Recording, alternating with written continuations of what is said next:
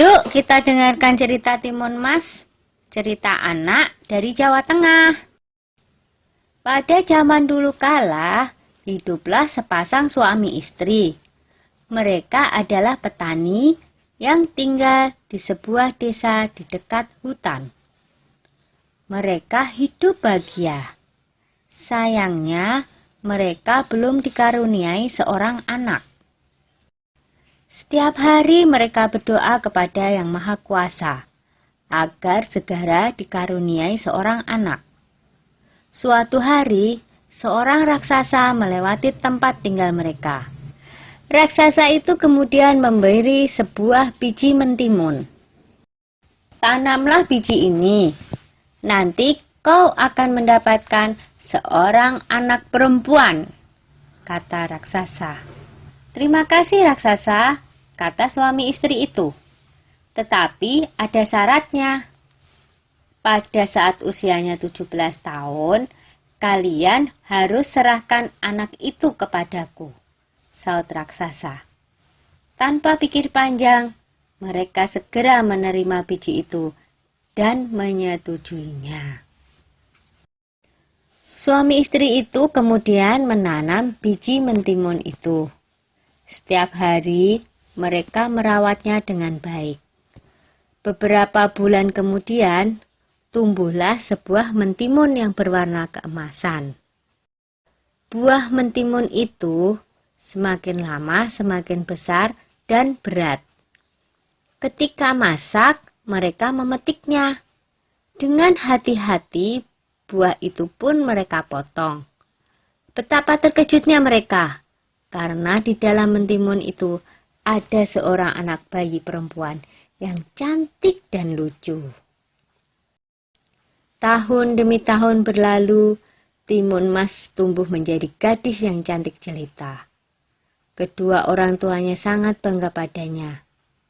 Tapi mereka juga takut, karena pada usia 17, mereka harus menyerahkan timun emas kepada raksasa, sesuai dengan perjanjian mereka. Ketika timun emas berumur 17 tahun, si raksasa datang. Pak Tani berkata, "Tunggulah sebentar, timun emas sedang bermain. Istriku akan memanggilnya." Lalu ia segera menemui anaknya. "Anakku, ambillah ini," kata Pak Tani sambil menyerahkan sebuah kantong kain. "Ini akan menolongmu melawan si raksasa. Sekarang larilah secepat mungkin." Timun Mas pun segera melarikan diri. Raksasa segera berlari mengejar Timun Mas. Raksasa semakin dekat.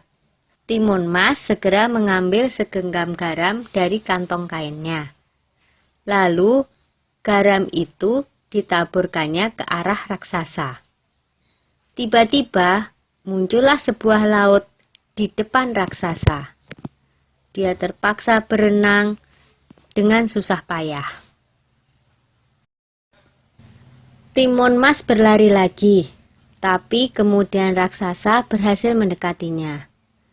Timun Mas kembali mengambil benda ajaib dari kantongnya dan dilemparkannya ke arah raksasa.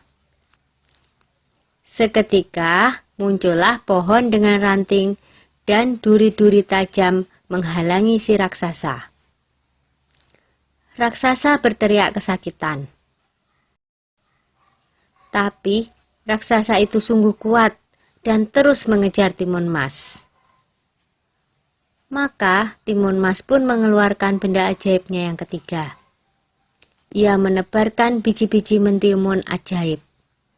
Seketika itu pula, tumbuhlah kebun mentimun yang sangat luas.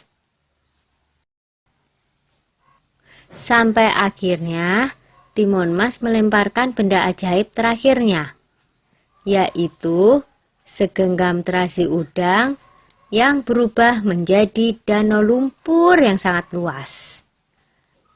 Raksasa itu akhirnya terjerembab di danau lumpur itu dan tak bisa lolos lagi. Timun Mas selamat dari kejaran raksasa. Timun Mas pun kembali ke rumah orang tuanya. Ayah dan ibunya sangat senang melihat Timun Mas berhasil selamat. Sejak saat itu, mereka hidup bahagia bersama-sama. Sudah dulu ya cerita Timun Masnya. Jumpa lagi.